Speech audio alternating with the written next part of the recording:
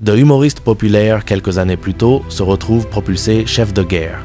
Aujourd'hui, voici la véritable histoire de Volodymyr Zelensky. Tout commence le 25 janvier 1978 à Kryvyi Rih, une ville industrielle du sud-est de l'Ukraine soviétique. Alexander Zelensky, professeur d'informatique, et sa femme, Rima, ingénieure, accueillent leur premier fils, Volodymyr. À cette époque, l'Ukraine n'est qu'une république de l'URSS dépendante de Moscou. Chez les Zelensky, on parle russe. Les quartiers portent des numéros. Zelensky grandit ainsi dans le quartier 95, un ensemble de barres d'immeubles surnommé La Fourmilière. Il aime la musique, la danse sportive et pratique la lutte gréco-romaine. Il mène une enfance tranquille jusqu'à l'effondrement de l'URSS en décembre 1991. Le pays se désagrège. La situation économique devient catastrophique. Les magasins se vident. Kryvyi Rih, sa ville, sombre dans la criminalité, au point d'être surnommée Gangster City. Heureusement, la famille Zelensky l'aide à éviter les mauvaises fréquentations. Lui, c'est plutôt le style cheveux en bataille, guitare à la main. Il adore le cinéma, surtout les films italiens et français, et admire particulièrement Jean-Paul Belmondo. Comme beaucoup à l'est du pays, il parle exclusivement russe. Il n'apprendra l'ukrainien couramment que bien plus tard. C'est le théâtre qui va changer sa vie. À 17 ans, avec des amis, il fonde une troupe de spectacles humoristiques. Il rêve pourtant de devenir diplomate et tente d'entrer à la grande école de relations internationales de Moscou, qu'il rate.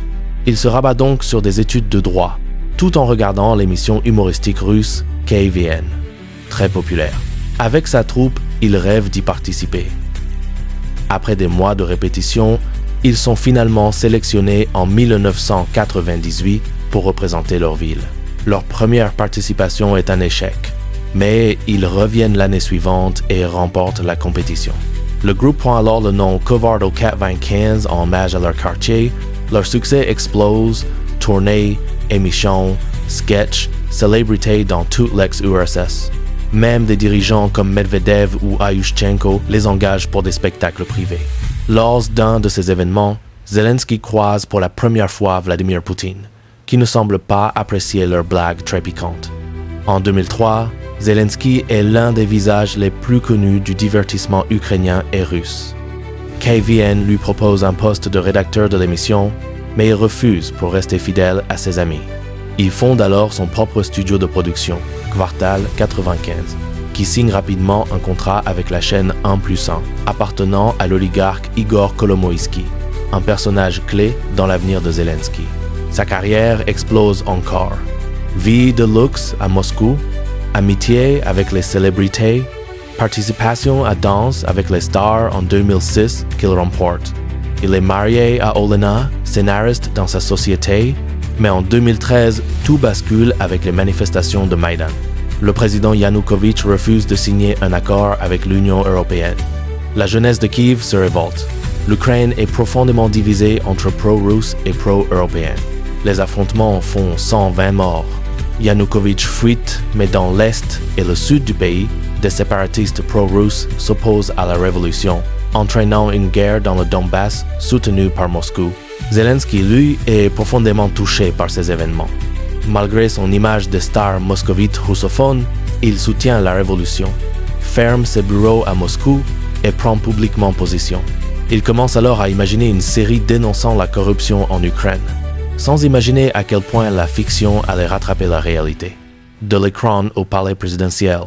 Le 16 novembre 2015, sa série Serviteur du peuple est diffusée pour la première fois. Il y incarne un professeur d'histoire qui devient président après avoir dénoncé la corruption. Le succès est énorme.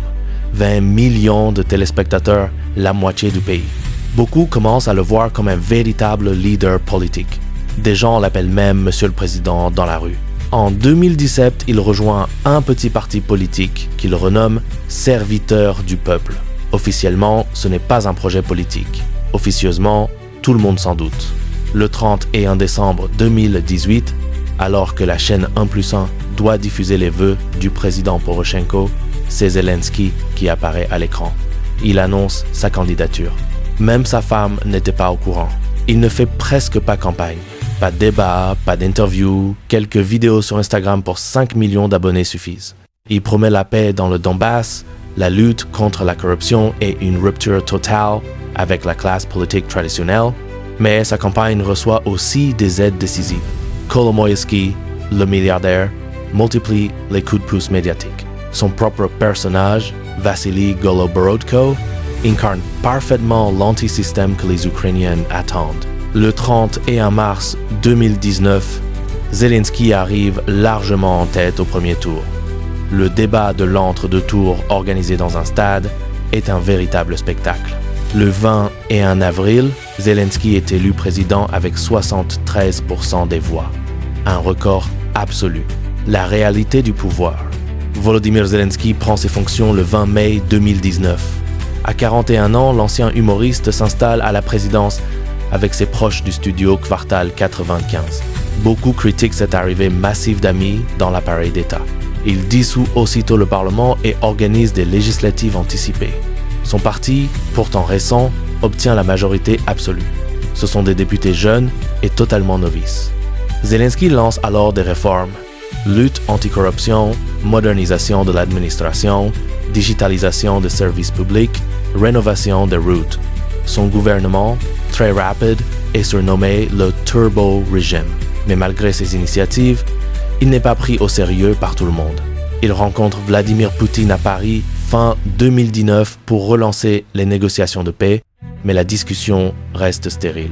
Son image se dégrade aussi lorsque Donald Trump est accusé d'avoir fait pression sur lui pour enquêter sur Joe Biden, affaire qui contribuera à la procédure d'impeachment contre Trump.